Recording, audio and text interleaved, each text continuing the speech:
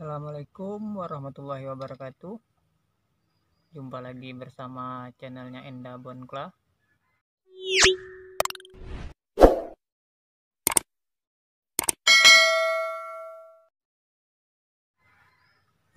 Di kesempatan kali ini saya ingin berbagi tips, berbagi cara nambah akar secara alami. Mungkin banyak teman-teman yang ingin program akarnya itu bagus, tapi saya di kesempatan kali ini saya ingin berbagi pengalaman, berbagi tips, berbagi cara nambah akar secara alami tanpa tambahan apapun, seperti apapun itulah. Yang penting saya mau kasih tips itu secara alami. Untuk tutorialnya, cara-caranya, simak video ini sampai selesai biar tidak salah paham. Dan untuk yang baru gabung di channelnya Enda Bonkla, jangan lupa klik tombol subscribe, like, komen, dan share jika video ini bermanfaat. Ya, ini dia contoh-contohnya yang saya praktekin. Berbicara masalah alami, kita harus tahu dulu ya karakter bonsai kelapa kita itu seperti apa, dan yang paling penting itu kapan waktunya akar itu stabil untuk tumbuh, dan kapan waktunya bonsai kelapa itu untuk nambah akar ya. Nah, di sini saya punya contoh ini minion. Nah, ini dia. Untuk produktifnya, masa produktif akar itu bertambah biasanya itu di musim hujan ya. Jadi kita harus tahu bonsai kelapa kita yang mana yang ingin kita tambah akarnya. Terus pada musim hujan kita balut bonggolnya dengan kain yang basah yang bisa menyerap air tersebut, mungkin bisa beberapa hari lembabnya. Nah, ini dia contohnya saya praktekin. Sewaktu musim hujan kemarin saya bungkus bonggolnya, ternyata dapat menambah 3 akar ya. Ini 1, ini 2, ini yang ketiga. Dan ini kan prosesnya alami, jadi kita hanya menggunakan kain yang menyimpan banyak air atau yang bisa menyimpan kelembapan. Terus itu saja, cuma itu aja. Kalau untuk yang bergantung seperti ini, lebih baiknya kita proses tahapnya kita ground, karena akar ini kalau tidak di ground dia bisa kering seperti ini ya. Ini saya sudah terlambat ngegroundnya.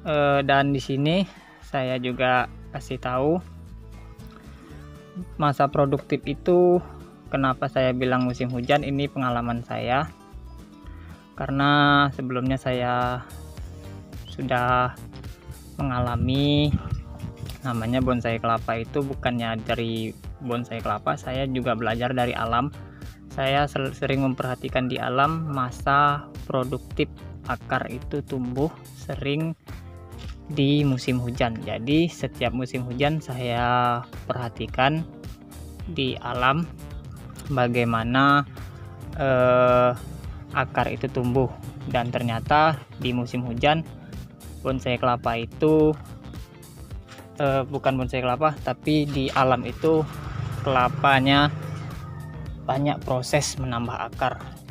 Dan saya praktekin di sebuah bonsai kelapa, ternyata benar pada musim hujan banyak sekali akar yang tumbuh, tapi dengan bantuan kita harus melembabkan bagian bonggol tersebut dengan cara bungkus bonggol tersebut dengan kain.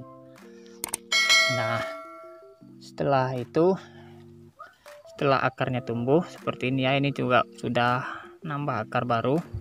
Kita harus tetap jaga kelembapan bagian kain tadi biar akarnya tidak kering ya.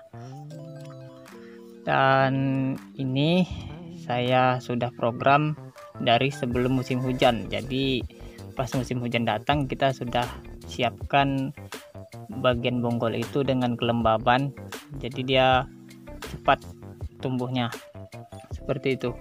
Untuk proses selanjutnya, kalau yang bagian ini agak susah yang ground karena ini saya bantu dengan saya bikin media lagi numpang di ori yang tidak tumbuh tunas ya.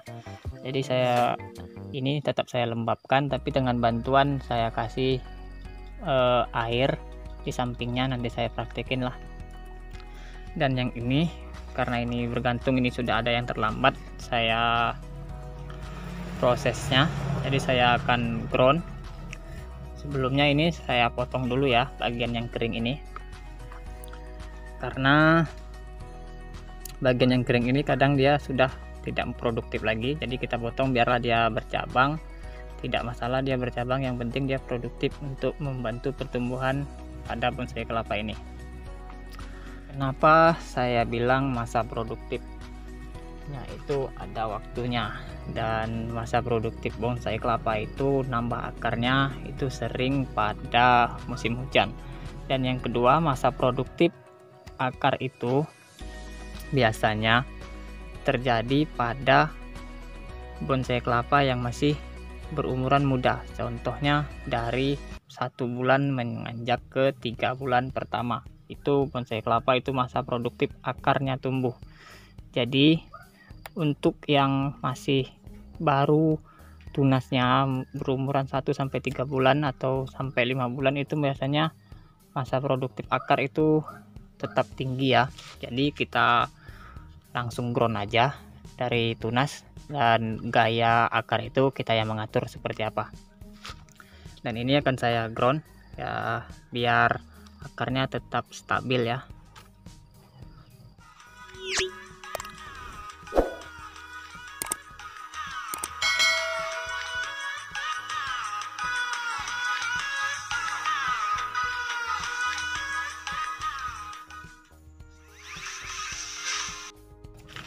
Nah, sudah selesai saya proses groundnya seperti ini saja menggunakan polybag. Terus akar tadi tertimbun ya dengan tanah dengan media.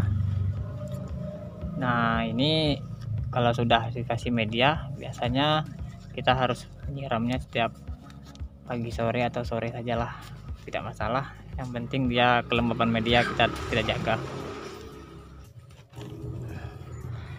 Ini bonsai kelapa saya si cabang 4 ya, saya proses moss untuk nambah akar. Ini banyak sekali kainnya saya buat biar kelembabannya tuh terjaga.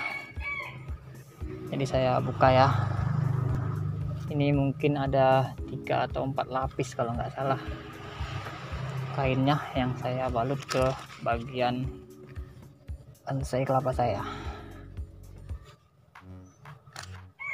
Jadi yang paling penting itu untuk menambah akar secara alami itu dengan cara kita harus mengetahui kapan masa produktif pada bonsai kelapa untuk menambah akar. Jadi masa produktif bonsai kelapa tersebut menambah akar itu di musim hujan. Untuk di musim panas kita juga bisa menambah akar ya, tapi kita harus menggunakan seringnya kita ground atau dengan cara banyak sekali lapisan-lapisan pada kain yang kita bungkus ke bonggol. Nah, ini dia saya sudah proses sekitar 3 minggu ya baru ini ya, belum terlalu lama. Nah, ini dia akar-akarnya. Saya menggunakan serabut kelapa biasa, tidak menggunakan bahan-bahan lain. Nah, di sini saya perlihatkan akar-akarnya sudah mulai gondrong ya. Ini memang proses secara alami. Saya tidak menggunakan seperti bawang merah atau perangsang akar lainnya. Saya menggunakan cukup dengan proses moss. Saya bungkus bagian serabut kelapa ini dengan serabut kelapa yang sudah saya hancurin, bikin dia lembut seperti ini. Saya hancurin tipis-tipis dan saya bungkus dengan kain tadi beberapa lapis.